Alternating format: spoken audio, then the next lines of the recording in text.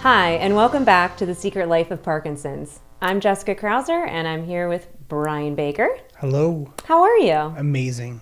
Oh, that's good. Yes. Too bad we're not going to talk about you just yet, but That's we will. okay. We'll get to that. So typically you don't know what we're talking about until I tell you what it is. So Correct. Do you know what this one is? Something about roadblocks and Something- detours. Yeah. So one of our PD friends' wives told me about this story, and I thought it was really interesting, and she thought it would be a great episode for a podcast, and I agreed. So you made it happen. I'm making it happen. That's what we Amazing. do. If you have an idea, just bring it along. So Yeah. I'm going to read it from the computer, and then I'll shut my computer. All right. So I can have a conversation. Okay. She said, Parkinson's should be looked at as a detour in life, not a roadblock. She gave the example of a trip, and I think it's from a story that she heard that related to another disease. Imagine you had a wonderful family trip planned to Italy for a month. You had dinner plans, hotels were booked, tours were scheduled, everything was ready. But instead of the plane landing in Italy, it landed in Australia. And you had to stay the entire month. Would you sit at the airport the entire month and say, oh, woe is me, poor me? I really hope not. You would probably spend a few hours, if not days, trying to figure out if you could get to Italy. But once you realize there's no way out, you start to replan your trip and hopefully find things along that trip that you can enjoy. What do you think? I think we should not travel. I think we should stay here in the United States. Okay, you need to speak up and We should not travel. enunciate. We should stay here in the United States. No, so do you get what that story is trying to tell? No, I get what the story is trying to So it's showing that just like Parkinson's, there are things in life that can be just a detour in life. So a lot of people, I think, when they're first diagnosed, think of Parkinson's as a complete roadblock, a stop. They don't know how to get past it, right? But we got to find our way in Australia. Yeah, can you do that? Yes. So how do you think, like, is this something, I know, I'm not going to say, is this something that would help you? Because you just seem to drive right past after you were diagnosed. But those that we have learned and hear stories of that they get really stuck in this, I don't know what to do, or I don't want to do these things to help myself. I don't want to take medication. Maybe they're not medication type people, or they don't want to exercise, like whatever. Like, how do you think this would this help them? What we were talking about right before this podcast is a roadblock leads to detours. So if you can look at it and say this is a roadblock, but you can't stay there. Mm-hmm. You know, it's not going to open up anytime soon. So you got to look for the detours. You got to turn around. Right. So what would you say how did you detour? My workouts, going from the basic general gym to Parkinson's workouts. Mm-hmm. I can't say diet because I haven't changed my diet at all. I haven't either. I know I've had brain surgery, but I refuse to change my diet. They told you to after No. you had your surgery? No, but I just said I will go have brain surgery, but I won't change my Oh, diet. that you will do one and not the other. Yeah. That But, diet seems a little bit easier. yeah, but- I know.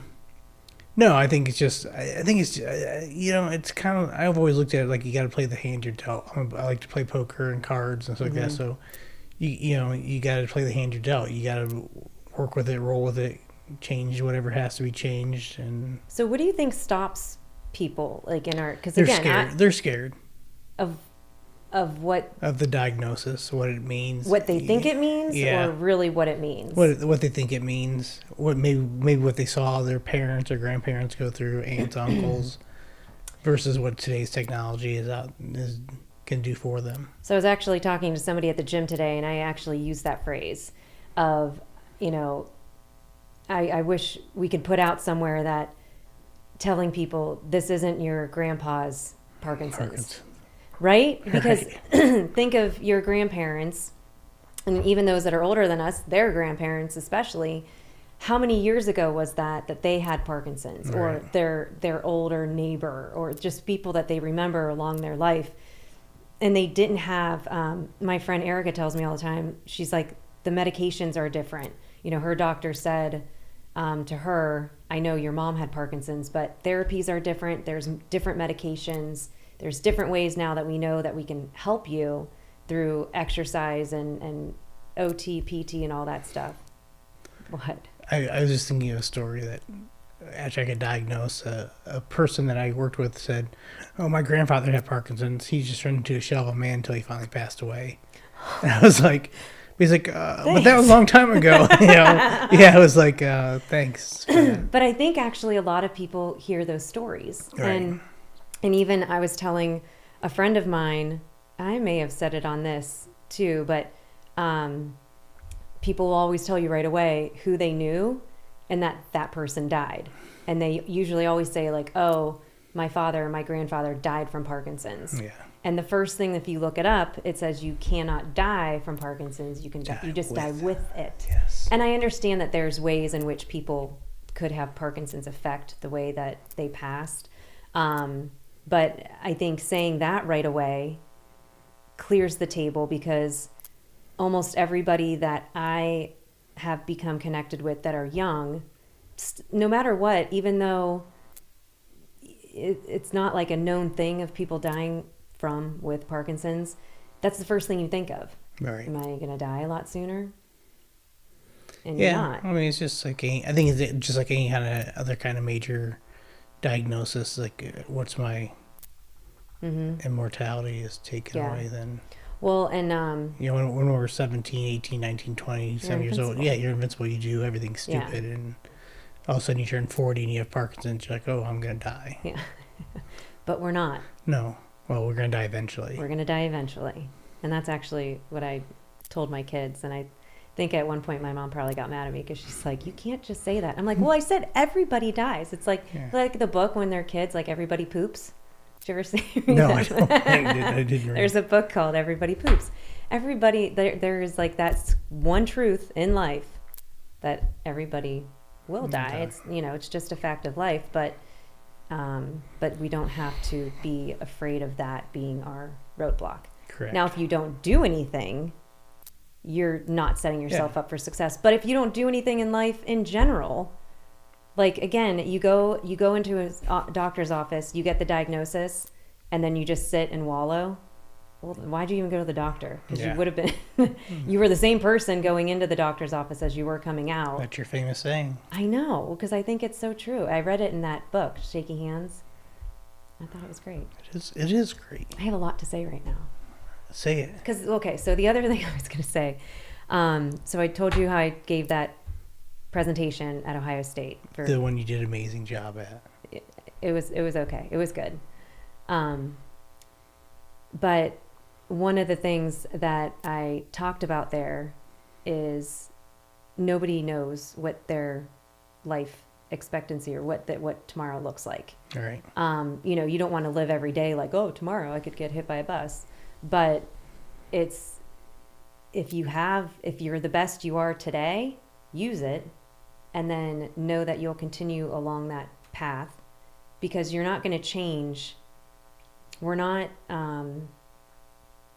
what's going down, like degrading or not degrading. What do I want to say? Degenerative. It's a neurodegenerative disorder, but it's like, so we're not going down. Right. Like maybe a little bit every day, but you don't see it.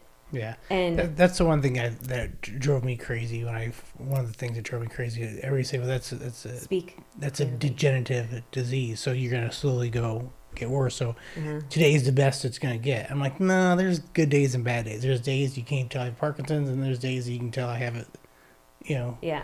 But it's not like it just today is going to be so much better than tomorrow, or tomorrow, it's going to be so much worse. That's not true. It's just. That is actually true. And I didn't think of it until you just said that, because I would always say like, this is, I'm going to be my best today because, every day takes a little bit away from you. But I was diagnosed 3 years ago, and I would say last year was like a really shitty year for me. I am so much better this year than I was last year. I think you are too. You're fun to be around this year. Oh, thanks. Was I not fun last year? No, okay, I'm just awesome. joking. You weren't fun at all, to be honest. I'm never fun. And now you're a hoot. But no, honestly, last year, I wasn't I wasn't being true to myself and to my doctor about how my medication was affecting me. I deprioritized exercise because work was getting in the way.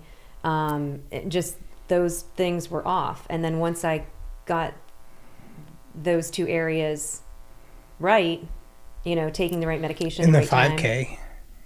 the motivation from that. Yeah, that's true. I mean, having all of that, support and people backing you up and our community growing because we're being outspoken about it, I think is helping. But I got to be honest, I think prioritizing the exercise and taking the right medication at the right time. Yeah, and that's important. Like I said, we've talked a lot about that medication.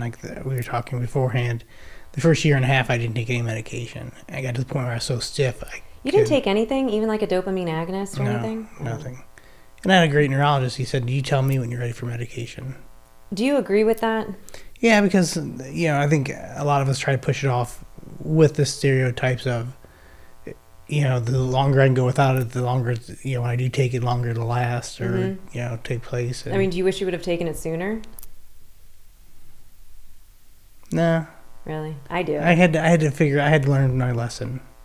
The hard way. Were you like the kid that you always had to learn the lesson the hard way? Yeah, I had to realize that this wasn't the medication wasn't gonna make it worse. Yeah. And that's what I wish, and that's actually going to be in one of our segments. Oh, I can't wait. I know, it's going to be good. Amazing. So Parkinson's is just a detour in life. Not a roadblock. Not a roadblock.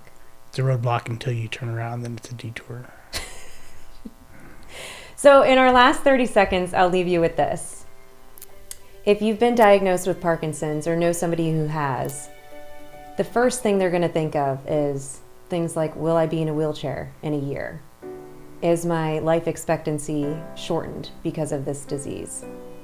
There's things out there, resources that you can have them read, like the Parkinson's Foundation or Michael J. Fox Foundation. But just remind them, or remind yourself, let yourself know, that Parkinson's should be looked at as just a detour in your life, not a roadblock. Thanks.